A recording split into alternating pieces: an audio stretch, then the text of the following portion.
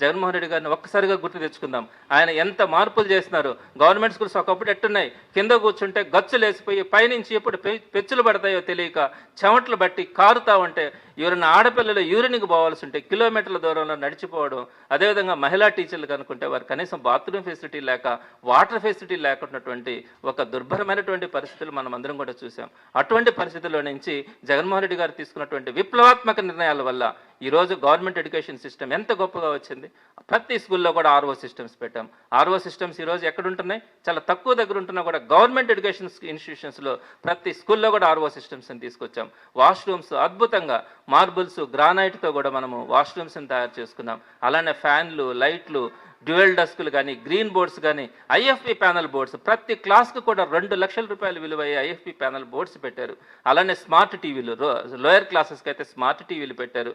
ఇంత అద్భుతంగా మనం ఒక వ్యవస్థను, మంచి వ్యవస్థను తయారు చేసుకున్నాం.